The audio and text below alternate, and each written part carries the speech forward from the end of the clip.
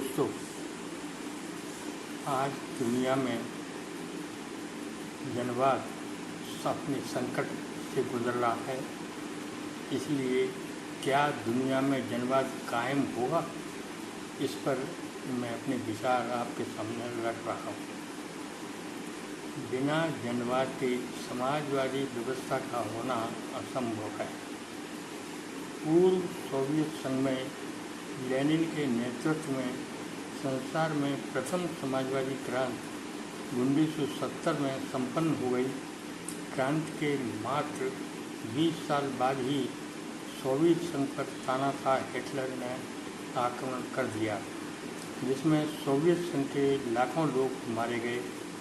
किंतु सोवियत संघ की तानाशाह हिटलर को हटाने में महत्वपूर्ण भूमिका रही और तानाशाह हिटलर की मौत हो गई। युद्ध की समाप्ति पर अमेरिका ने जापान पर एटमी बम गिरा दिए। यह अमेरिका की अहंकार भरी कार्रवाई थी।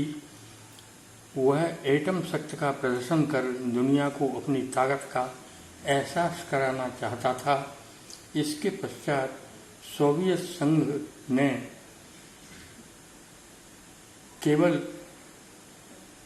न केवल अपनी एटमी शक्ति ही मजबूत की, बल्कि उसे सर्वप्रथम अंतरिक्ष में रॉकेट भेजने का श्रेय प्राप्त है। और आज भी वह दुनिया को बर्बाद करने वाले हथियारों में अमेरिका से एकदम कमज़ोर नहीं है, जबकि सोवियत संघ से टूटकर उसके कई राज्य स्वतंत्र राष्ट्र बन गए। इसके कारण मैं यहाँ देकर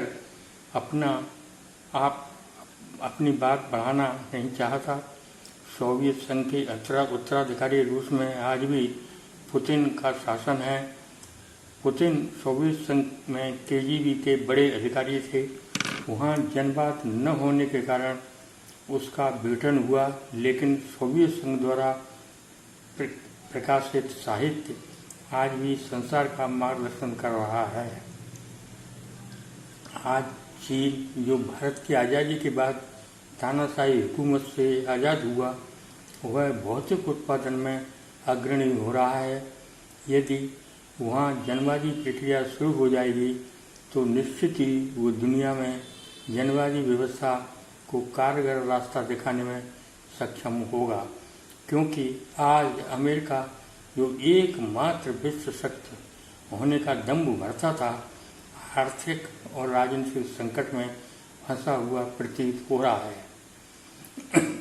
आज दुनिया में पूंजीवाद बिना किसी भय के खुले रूप से जनवाद का गला घोंट रहा है। हमारा देश भी अपवाद नहीं है। दुनिया के बड़े हिस्से पर अंग्रेजों की हुकूमत थी और प्रत्येक क्षेत्र में दुनिया का शक्तिशाली साम्राज्य हो गया।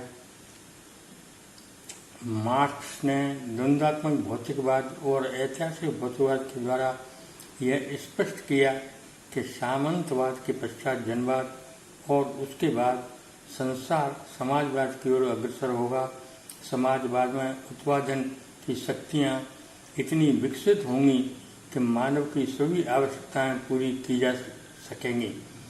इसलिए समाजवाद साम्यवाद में विकसित हो जाएगा। जनवाद को पूंजीपतियों ने, क्योंकि उन्हें बेलगाम पूंजी के संग्रह के अधिकार ने इतना लालची बना दिया कि वे आज जनवाद को ही जनता द्वारा निर्वाचित राजनीतिक नेतृत्व को भ्रष्ट कर चुनौती दे रहे हैं। आज संसार के अधिकांश देश भयंकर आर्थिक संकट में फंसने के कारण बढ़ती हुई महंगाई व बेरोजगारी से आम मेहनत कर जनता बीमारी में बिना इलाज के तथा भूख से मर रही है।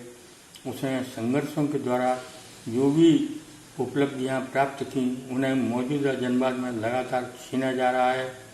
मध्यम वर्ग की संख्या के बढ़ने के कारण वह मेहनत कर जनता और पूंजीपतियों के शोषण के बीच तीव्र संघर्षों में रुकावट बन गया था। अब उस पर खतरा मंडरा रहा है।